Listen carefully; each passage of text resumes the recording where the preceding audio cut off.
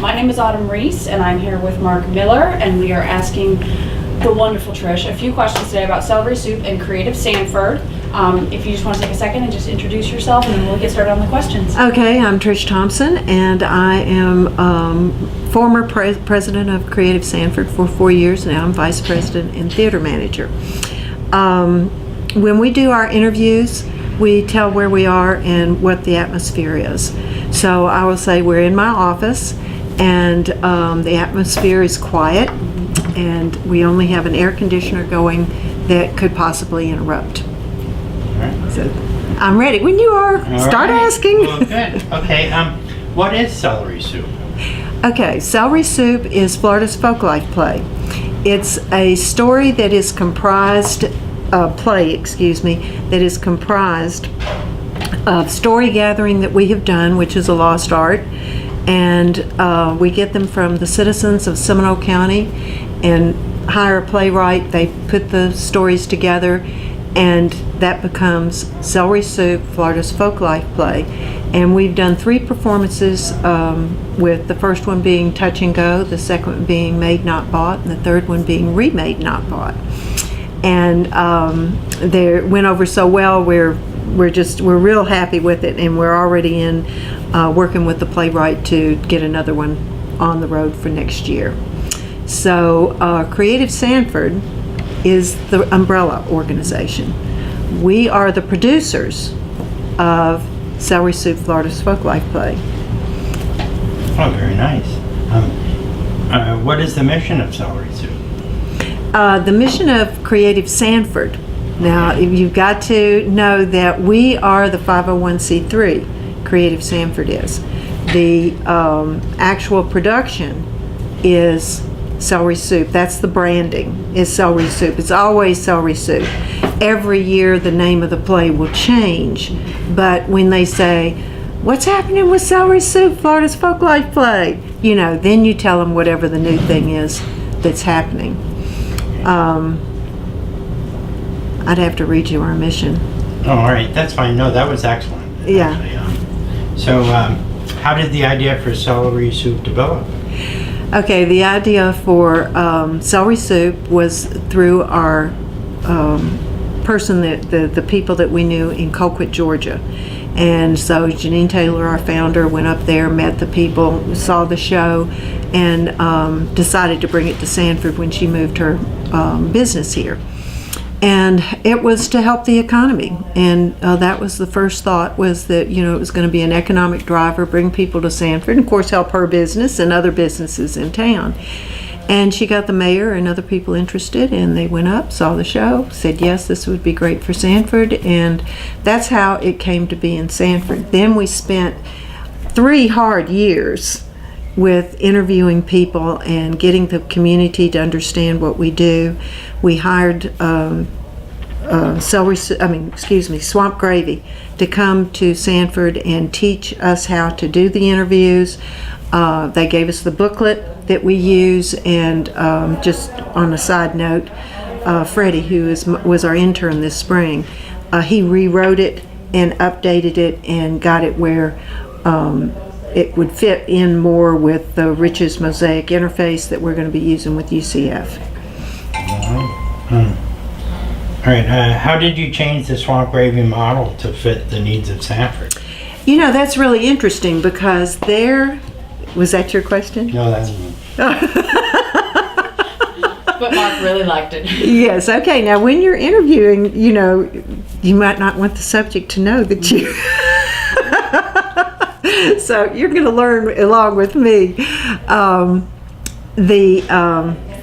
was the question again? How did you change the Swamp Gravy model to fit Sanford's needs? Swamp Gravy's model, 2,000 people, very small town, very isolated, and they had to draw from churches, and they went way outside the area to bring people in, and they had to bus them in to come to the play.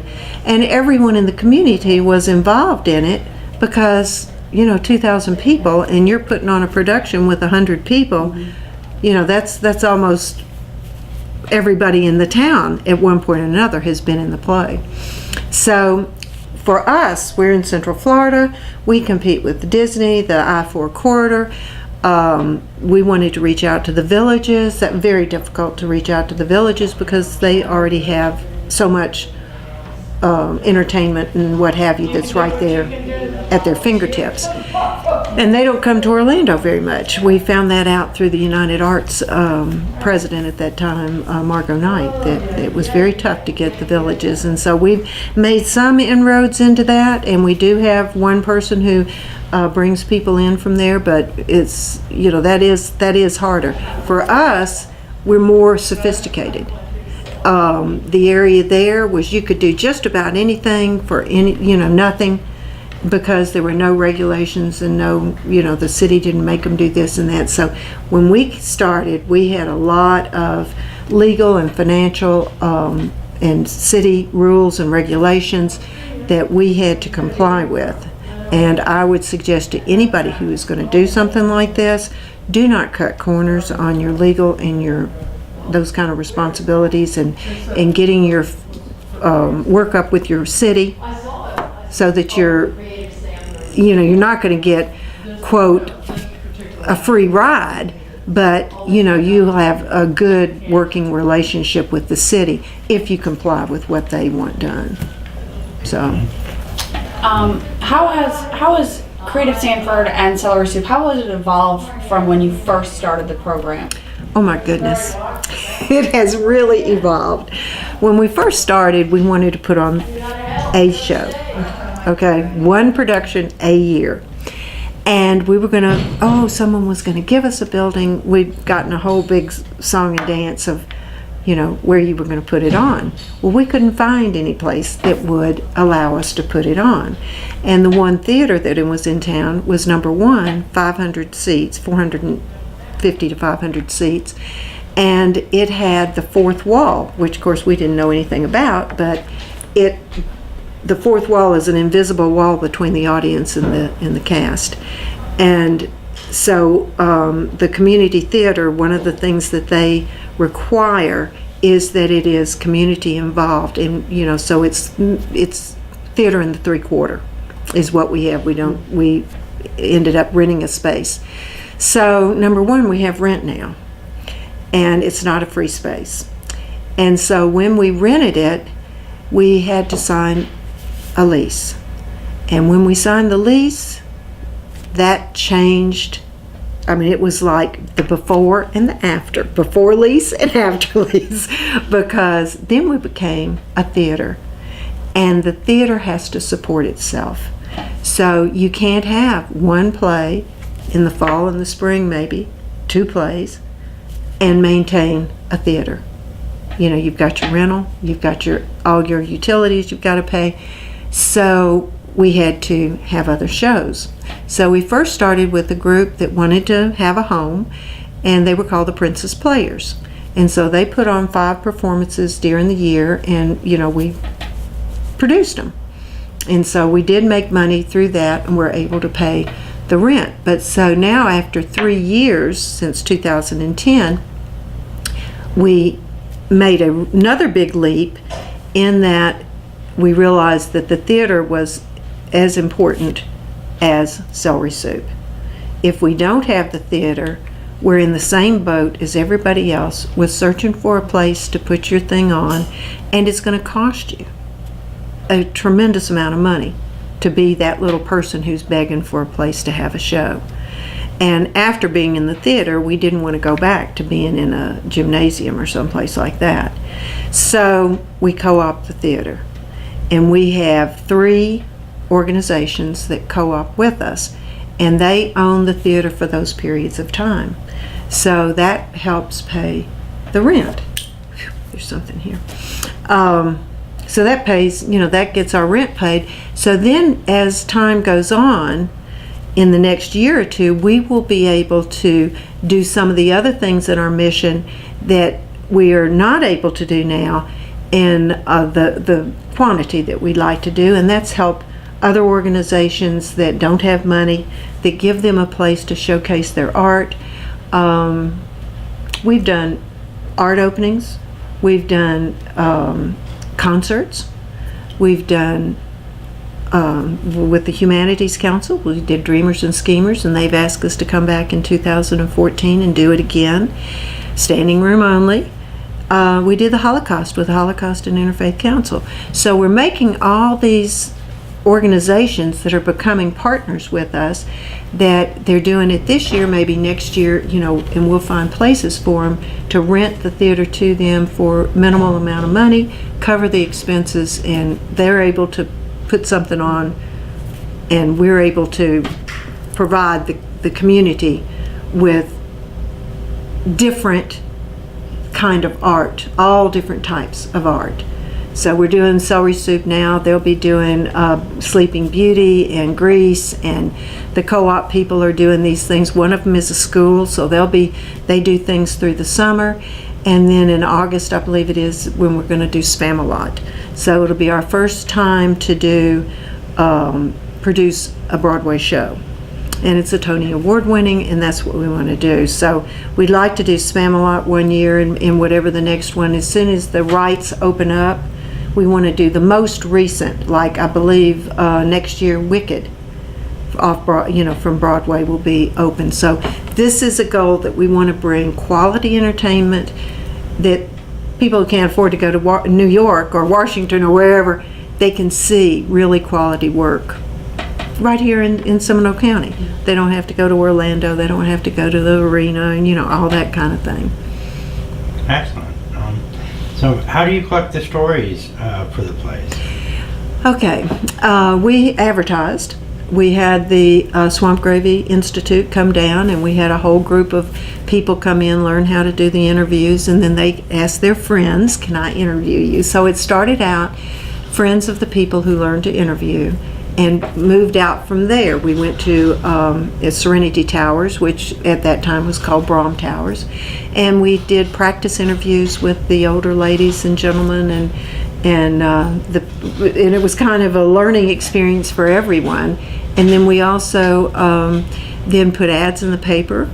And when we first got started, we did a thing called Talks from the Stalks, is what we called it, like a stalk of celery. And the newspaper was nice enough that we would put in little excerpts from interviews that we'd done. And so they'd do a little blurb. We'd hopefully have a picture of the person that spoke, and then a little piece out of their story. And then it would be the quote advertisement, call us to tell your story. So that's how we got started, with just grassroots, asking your friends, and moving out into the community. And the most difficult part was being accepted by the Black community, because there was a lot of negativity in both directions, in that the Black community was told that we were exploiting them by some people who, for some reason, didn't understand what we were doing. There's a fly in here. And then there were some on the other side that didn't know how to relate to the Black community. So it was a give and take, and over the last 6 years, this year we were invited to a Hopper Academy. This is the first year we have been so lucky to have 2 reunions, the Hopper and then the Crooms Academy we're going to do in December. So that's a real plus for us to be able to have made the inroads into the Black community, that they trust us.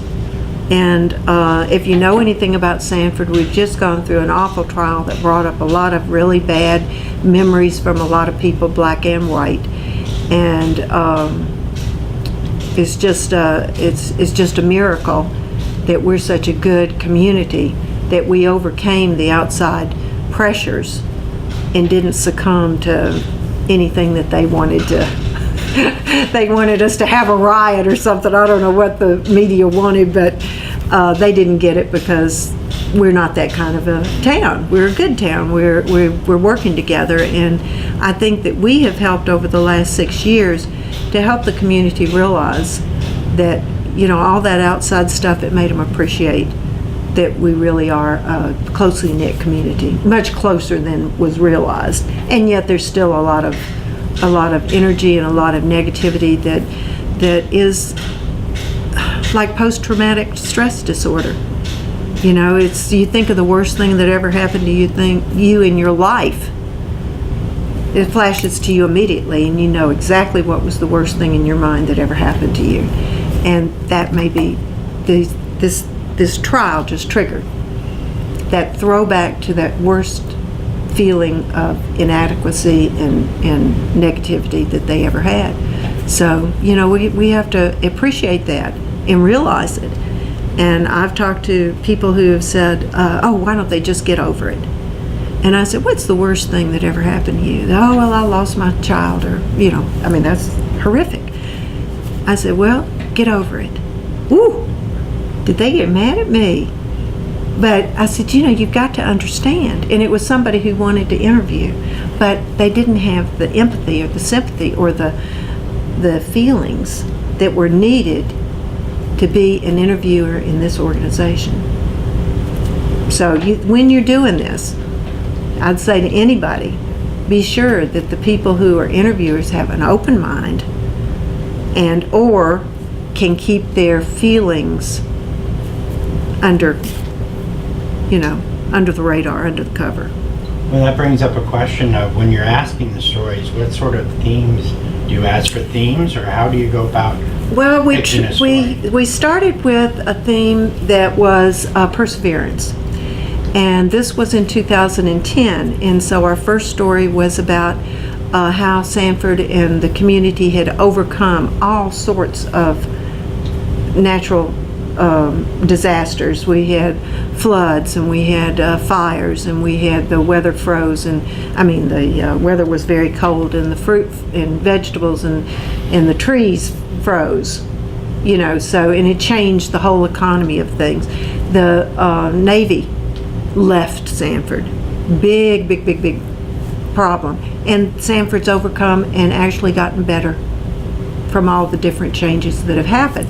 So that was what it was, perseverance. And we used as a sub thing, opening a can of worms. So we said, what were you mad about? What did you not like? What did you get over on somebody? I mean, we had all kinds of questions that we tried to pull out of people that were deeper than just, who are you, where'd you go to school, and what do you do? Well, you get something like what you're talking about, perseverance and, can of worms. How do you integrate that into the play? Well, that's what you have your playwright for. Now, we're setting up now and working with UCF with this. We have, what do they call them? Well, they're the keywords. So it might be perseverance, it might be love, it might be hate, it might be alligators or animals, or, so you'll have keywords, and the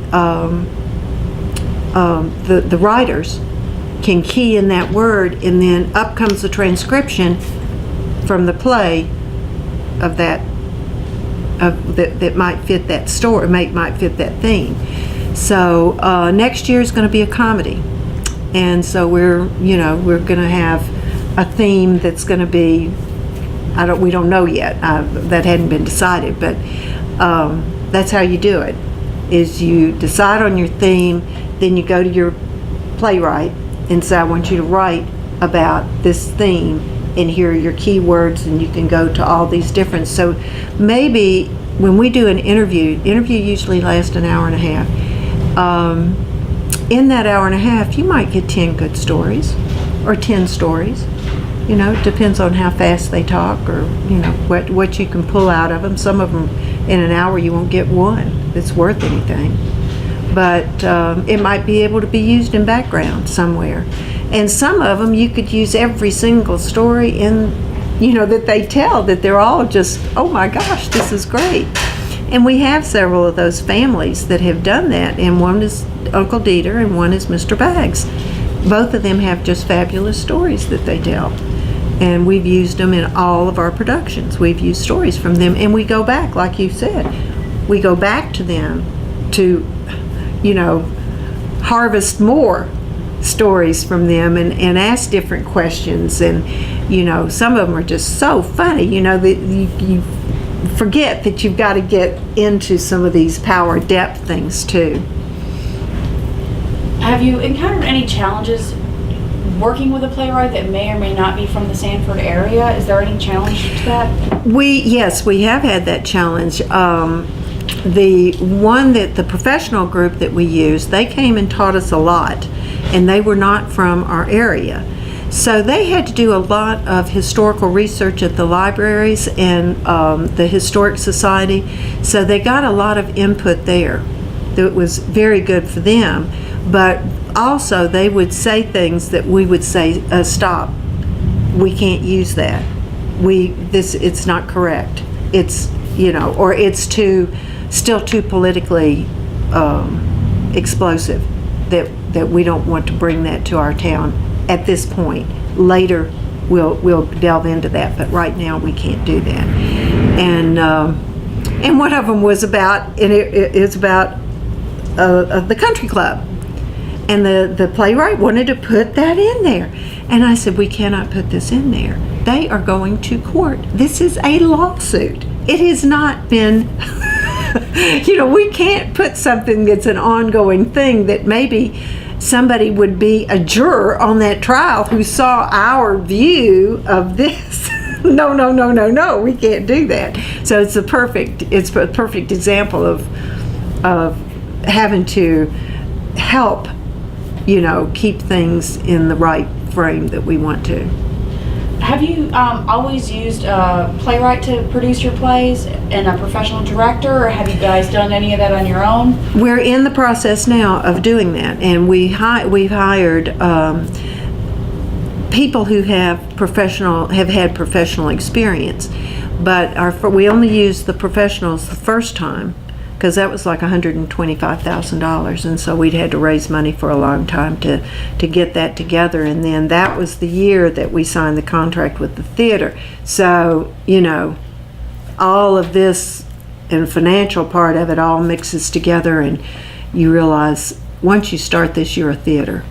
You're not just, unless you're going to keep it on a low key, not very large, but if you want to go big, you're going to have to be a theater, and we want to go big. We want to go to the Kennedy Center in Washington. We're already set to be at Dr. Phillips Performing Arts Center, and we're working with Central Florida Community Arts, and they're going to do a Christmas show that's going to be the same show or similar to the same show that they put on at Christmas at Disney. So it's the candlelight service that you pay $80, $90 for, and you'll pay $10, $20, $15 for this show here, because we want community to be able to see what we're doing, and that's part of our mission, to bring the community together. So the professional, that's the direction that you guys are going to go in going forward, is using not necessarily a director per se, but definitely professional playwrights and things like that. You're going to no, we've brought the community in on the playwright too. As a matter of fact, even I helped write a little bit of the play that we're doing right now. So I call myself an editor, not a playwright. Well, that was one of the questions regarding, do you have any employees?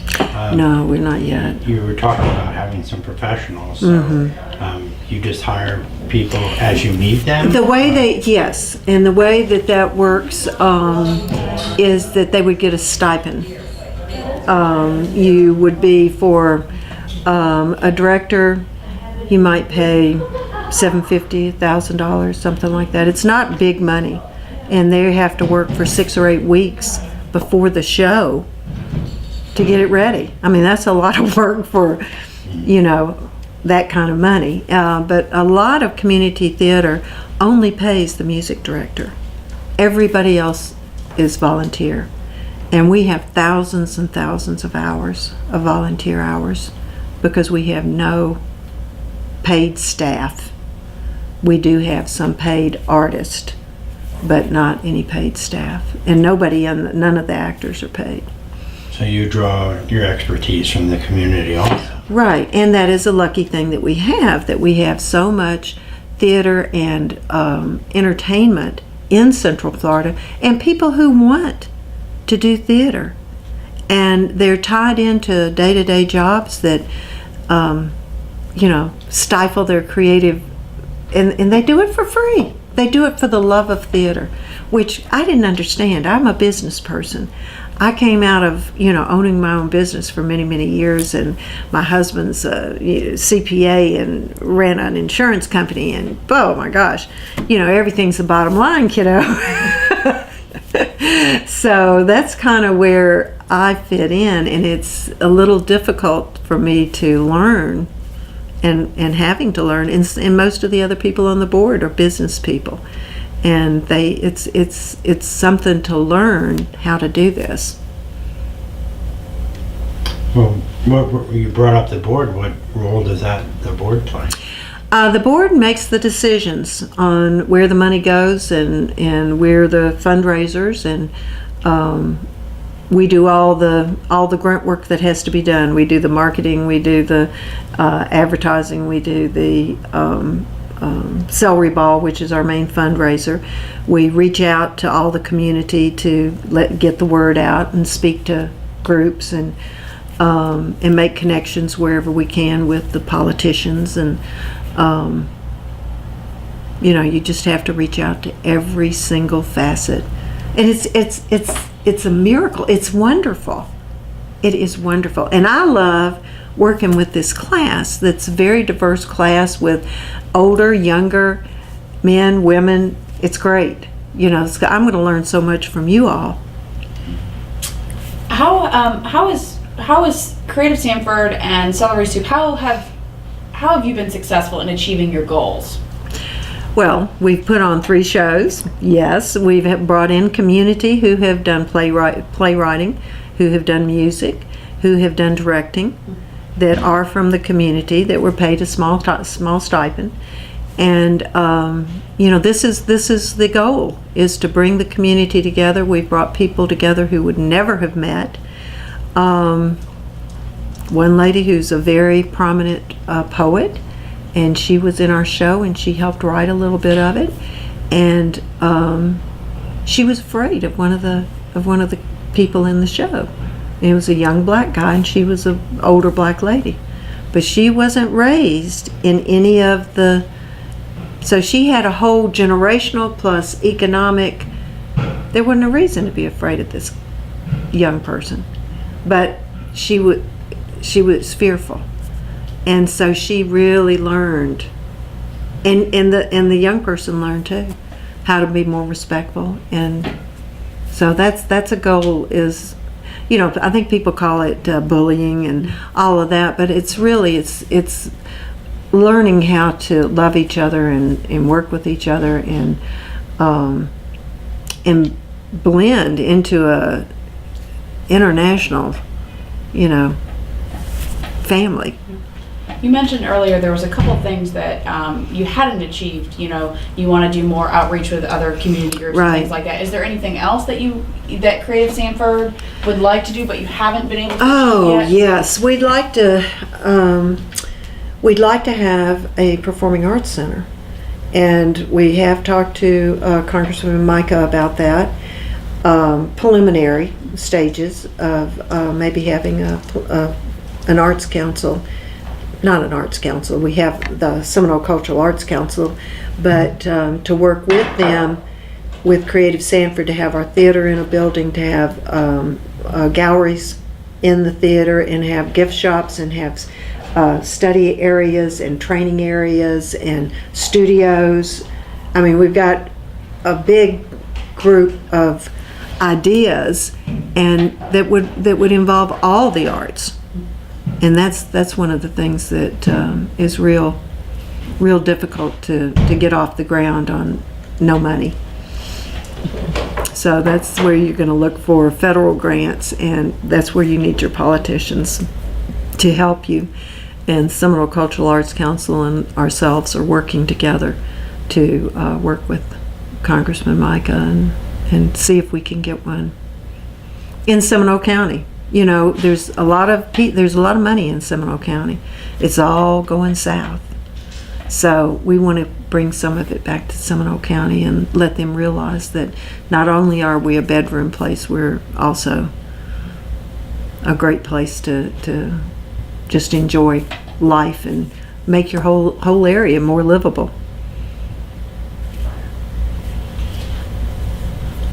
Why is it important, is in particular in Sanford, of course, but why is it important that these plays are produced by the community for the community? Well, that goes right back to people learning each other, meeting each other, getting together and becoming friends, and meshing as a team. And they go out, when we have done this, the group says, hey, I know a place that we need to go. So emails go back and then we just get together, we go out, maybe put on a performance of, not a whole show, but do some vignettes, maybe do a little bit of Uncle Dieter, maybe do a little bit of Elmer Baggs, just something funny or poignant or something like that we've done one called Generations, where the woman tells the story of how her family came from Africa and where they landed and how her history came about, and now she's the last one in her line. And she says at the end, she says, who will remember me? Will you? And it gives me cold chills right now. It just tells people, opens their eyes and minds and hearts to what's going on in the rest of the world and how other people are feeling, and we always want to do more of that. You had mentioned earlier that that Creative Sanford and Celery Soup in particular have been really well received by the community. Yes. How have you integrated community feedback into your projects and things that you're doing besides just the interviews? Well, that is one of the big things that we do when we have the play and getting it ready. Okay, we have a day that we invite all the community to come to the theater, and we do a run through of the play. And if they have feedback, oh, that store wasn't there, that store was over on 11th Street. Oh, this is wrong. Or, oh, I don't like this. Or, oh, they don't laugh. Or, they think something's offensive. And we take that all into consideration. We're very much attuned to what, it's like we tell the playwrights that sometimes say, hey, something we already know politically, you can't do that. They're already they're in a lawsuit. But it's the same thing with other people's feelings. And we had one lady who got up and said she loved this part, and the other lady got up and said this isn't the way it was where I was, and it was complete opposite. And so it was like, okay, well, we'll tell this story here, and let's interview you and get your story for the next time. So it's, we're going to tell our stories as much as we can, but we want to be fair to everybody. But that is what we do. That's part of the community that we learned from the professionals, is that you have, when you start your cast, you have a day that you talk about being compassionate and working with your other cast members and all of that sort of thing, and that kind of the way it starts. And then we get this real tight group going, and people know you now. For me, see, I'm known as the ticket lady because I was always down there working the tickets and all this. They didn't know I was president. They didn't care who I was. I was the ticket lady. That's the one they saw every night. But now they're seeing me in a completely different role, because I'm in the play, and I just have I have 3 small parts, but one of them is absolutely just silly as all get out. And so they're saying, oh, well, the ticket lady does something besides sell the ticket. She might have some other good things that she can do. So they're seeing me in a different light, and I think we see everybody in a different light, that whatever they perceive themselves to be, we're seeing them in a different, more human light. Well, you've been with the project from the beginning. Just about. Well, what are your biggest surprises about this? Oh, all of it. All of it. I had no idea how much work it was going to be, how much fun it was going to be, how enlightening it was going to be. It's been like renewed youth or something. You know, you've thought, oh, well, my identity is a restaurant owner. I'm the rib ranch, you know. Well, then you retire, and I got all involved in this, and now I feel like, well, hey, this has rejuvenated me, and, you know, put your brain in gear again, and you have all these new goals, because I'd already completed all my goals. I was the best restaurant that sold barbecue in Seminole County, and, you know, where do you go from there?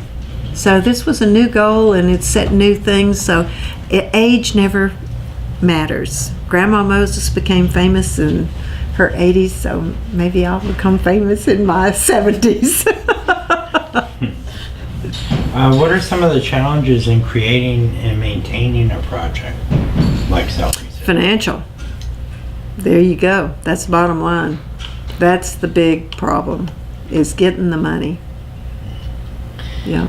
Well, you mentioned fundraisers, and you have a Celery Ball. Maybe Right. you want to describe that a little bit, or some other fundraisers. Okay, what we've done, and of course, this has evolved too. When we first started, we had the Celery Ball, and we had a king and queen. And the king and queen raised money. The kings and queen candidates raised money. And the first year we raised over $30,000. The second year about $30,000. The third year about $25,000. And the fourth year, $10,000. Okay? Economy. There you go. The economy's going down. People didn't have money to do all this. So that next year, we had a lot of silent auctions. We did not have, and we're not having this year, a king and queen. So we feel like, okay, we've kind of burned that out. It's got a life of about 4 years. And then you have to go to something else. So we've moved it to a different location. It's going to be Great Gatsby themed, so it's going to be 20s, 30s. It's going to be a lot of fun, and we have silent auction and trips and things like that we're going to be putting out to raise money, instead of having, it was real easy when you had kings and queens and they're all out having fundraisers, and, you know, they're doing all the work and you're raking in the money. But it doesn't work that way. Doesn't work that way for the whole thing. All right.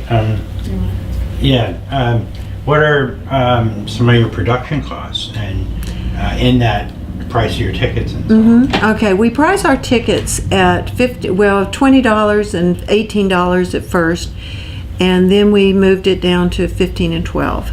And it's to meet the mission of bringing things in the best quality we can to the community. And these are bad times. I don't know how you guys are seeing it, but you know, everybody's working one or two, you know, working extra jobs, still not, you know, cutting it with the way things are going with businesses, where they're cutting people's hours back. Oh, we're only going to give you 26. We'll never give you more than 32, so you can't be a full-time employee, so we won't have to pay you benefits, da-da-da-da-da-da-da. So we look at all of that, and we decided on our price. And because we're not using the professionals, we give just a small stipend. We do a production is about $10,000. Okay, is what it cost us to put on a production. And a lot of it is borrowing from different places in the community. Oh, and now that we're a co-op, we can say, oh, do you have some lights we can borrow? Whereas we may have had to spend $10,000 on lights the first year, which we did. We had to rent them. That, you know, now we can get lights, and a matter of fact, we had just had 2 people who gave us lights just in the last week. So, you know, we're getting the lights. We don't still have as much lighting as we need, and that's one of the things that, you know, we'll get a grant to help us get lighting and sound equipment, and, you know, these kind of things that we need. But, yeah, that's it, financial. Much of what Celery Soup is doing is preserving the history and the stories of Sanford. Right. How are you preserving the legacy of Celery Soup and Creative Sanford itself? Well, we have 2 ways. Alicia at the Sanford Museum has asked us for copies of everything, so they're going to archive the beginnings and all of our, as time goes by, they'll do it. And so I'm keeping double records of, two pieces of paper. And so we'll keep one, we'll give one to her. And of course, we're expecting that a lot of our archiving is going to go up on Riches, so we'll have that as part of our archival process. And you have to have a disaster program, And so we have disaster programs, and we have things backed up on the flash drives, or we have them backed up on secondary computers. We have fireproof safes that we keep things in, and we keep things off out of the office. I can't think what the word is, but somewhere else that we keep things, the financial things and the historic things backed up. So that's how we have to do it. And the things like this, I'm really happy that if anything happened to this little dress, this was the dress that was worn by the little 2.5-year-old little girl who was in our very first production, Kalela. And so, definitely want pictures of that. And that's an archival thing. If this rotted, we wouldn't have it. So. Okay. How do you keep the community engaged in Celery Soup, especially long term? That's a problem. You have to keep moving, and especially, we have to look two ways: the economy and wearing yourself out, with asking people over and over again for help. And so the engagement, we just try to broaden and not go back to the same wells every time. That if there's 54,000 people in this town, and if 2,000 people are helping us, we need to get to the next 2,000 and the next 2,000 and the next 2,000. And we've reached, a matter of fact, just last week, we were given a check for $250 from an organization that had never helped us before. So here we are, we're getting into that outer ring. And so we'll just slowly but surely, we're going to just reach out all through the whole area and get some of these people. Mercedes helped us, and then Mercedes kind of backed away with what they were doing, and so we're going to different places to make this thing work. And we're on David Moss's Jumbotron out there, which we've never been on there before, and so that's a first for us. So we just keep moving out, and we've never had any kind of TV advertising, or never had any TV that supported us. And so this year, this 2014, we're really going to put a push on getting sponsors of in-kind or whatever we can get from the major stations. We've had radio, we've had public and NCR and public broadcasting, but we want to get more into the mainstream too. I know that we are getting tight on time, so we have one last question we'd like to ask you before we release you. Okay. But what advice would you give another community thinking about beginning a similar project? The advice I would give them is to contact everybody that has ever done one that you can find, and ask them the questions that you're asking. How do you do it? How much did it cost? We had a group that came in and asked us those questions, and we answered them, and it was very interesting.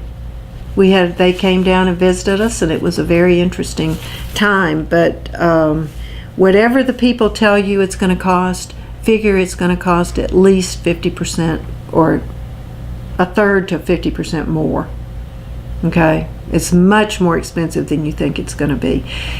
Some people think, oh, well, everything will be given to us. And that's what we were told. Oh, people would just reach out to you, and they're going to give you this, and they're going to give... Let me tell you, in a big market like this, they don't do that. Maybe in a very small towns, yes, that you can get that kind of immediate help. but in a big area like we're in, it's not the same process. And that's where we differ with Swamp Gravy too, in that, you know, we have a very different financial feel back and forth there. So yeah, it's mainly financial, legal. Be sure if you do write contracts, if you go with professionals, you know, that you get a good tight contract, that you're protected and safe. And we went to an entertainment attorney and had her look over the contract and make changes and things to protect us a little bit better. So those are the things that you've got to have. Well, thank you very, very much. It is greatly appreciated. We really appreciate it. And then we'll probably come up with some other questions. If you think we missed anything, let us know. We'd be happy to ask about it. Okay. And we